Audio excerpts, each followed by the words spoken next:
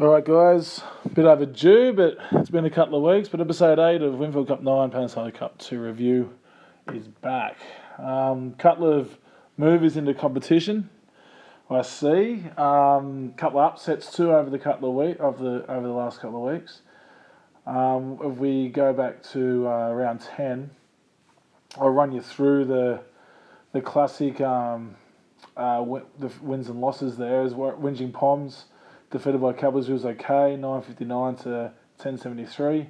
The Gazelle, unlucky to lose. The Turco Salamanca, he's got one back, Turco Salamanca. He's been losing unluckily of late, but that one he got. Not by much though, 1231 to 1150.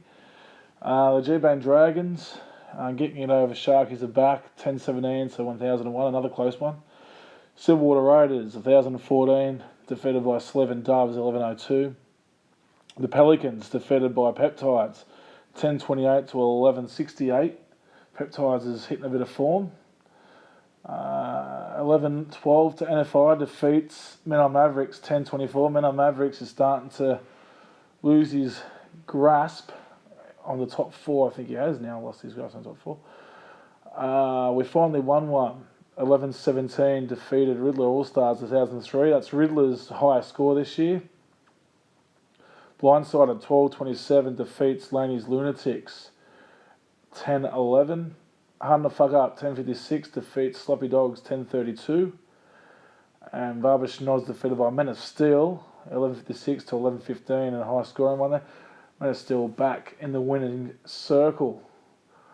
And if we go over to the competition, we finally won one, up on first place on points difference with 12 points. Men of Steel is back up with 5 in a row. Now, not only back in the winner's circle, but winning well. He's also on 12. He's second. Then we got all these guys on 10 points. Third, Blindsided, Laney's Lunatics, Sharkies are back, Hard to Fuck Up, and Slev and Dove. So third down to seventh, all on 10 points. And the Pelicans holding on to eighth on 8 points. So we look down. Tuco's off the bottom there. He's finally got his campaign on the way. Finally got to get a win, Turco. And Riddler All-Stars, although putting up his highest score, is still down there on no wins. So, yeah, a couple of upsets over the past couple of rounds, and it's taking shape, the competition. A few teams want to be starting to win. G-Bane Dragons on 4-1 there over the past, so he's hitting a few wins there, and so is Slevin Doves, also 4-1. Sharkies are back, also 4-1, but losing the last round. So, yeah, there's a few movers. Laney's Lunatics also 4-1, so few teams in form. It's looking like you need 1100 now to get a win. I thought it was 1,000, but that shows the competition and how good some teams are going. But after this round is the so I've got a sore throat today. Is the buy round, so it's going to really put the whole. Unless you haven't bought in, again, Corey Norman's gone, which put a few people out. Travojevic gone, so that makes you if you weren't considering trading him out the whole season, makes you move him on as well. Aiken gone. God, there's a lot of injuries, so it's going to be really tough, and there's going to be a few trades burnt that you weren't really expecting to burn going into the next couple of rounds. As we head over the draft,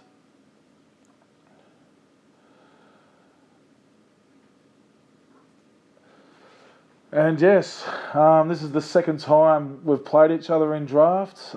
Start of the home, as you could call the home and away season.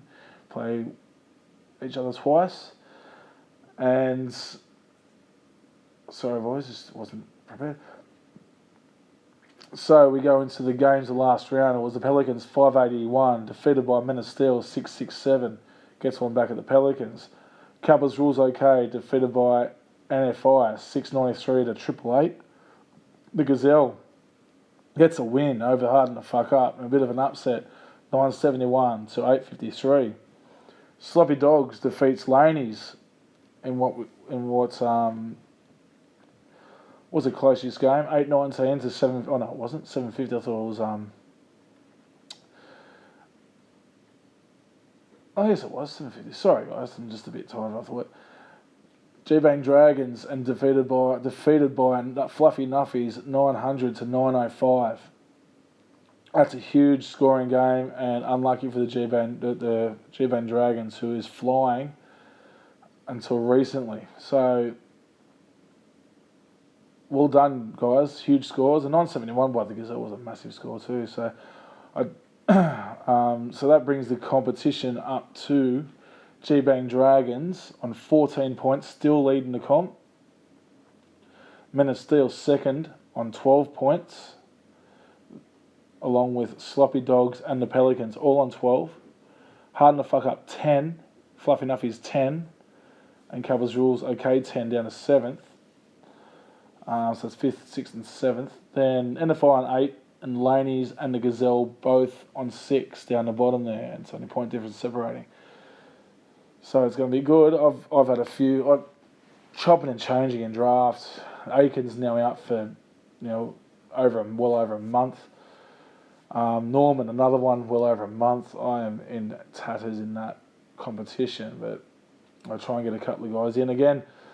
Same here in the draft. It's going to be hard to pull a few players out that you really don't want to let go, but you need a few wins through this next 6 weeks through Origin period. So who knows how this competition will add up over the next 6 weeks. We'll see.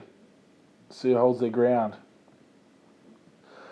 So like I was saying, a lot of injuries. It's really ridiculous at the moment, especially with the bye rounds coming up. Corey Norman was a guy who I just wanted to hold on to. Got through all the, his bad patch and got through the shit scores because I knew I'd hold on until the last minute, and then he goes and injures himself. Awesome. In my team, Bromwich as well, he's another one.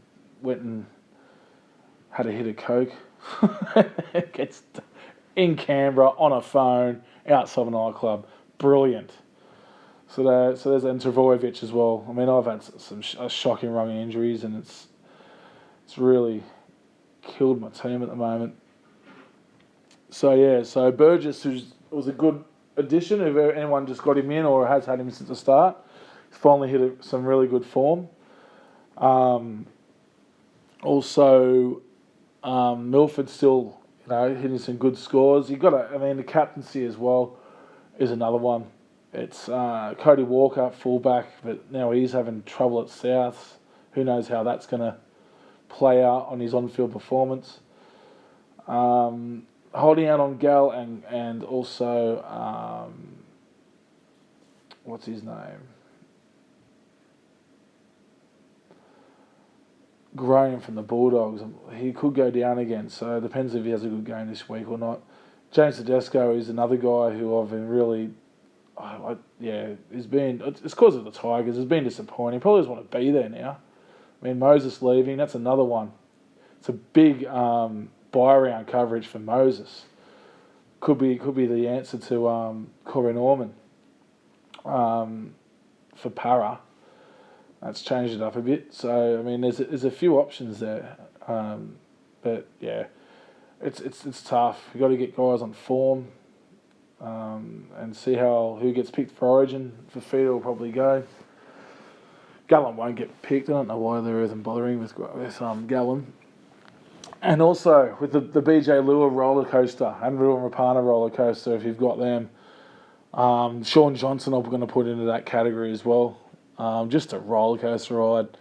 They'll win you a game, they'll lose. I'm not going to put them as captain. I learnt my lesson once in draft and back in round 7. Never again. It's just too risky. You got to give your Cam Smiths and even Tedesco's a tad risky now, who would have been a given a couple of weeks ago. You got to get your solid players in. Milford, I don't think he's a risk as much as them, but can pull an average performance, not a subpar, but an average performance. But yeah, so let us know how your teams are going, guys. Bit quiet on the Facebook page. Thoughts on that? Perfect 8 is a pain in the ass. I'm only getting ones and maybe two if I'm lucky. So it's I mean, that's why it's worth 170,000. So it's worth to get in on it. Put it down in the comments, your big perfect 8. See how you go. Thanks for the results last week. Put them up every week if you like. It'll be good to sell. I can never find them. I don't know if I'm any good at this, but I can never find who the actual players are that got in there. This tells you all your results and who you got right. I could be looking in the wrong place. I don't know. So yeah, chuck them up. It's good to know. Any other comments? I could be coming. I reckon I want to get it. I want to at least get 3 or 4. That would be fun. Anyway, wishful thinking. All right, guys. Till episode 9 next week. Sorry, it's a bit short one, but I'll be back. Hope you do well, guys. Enjoy.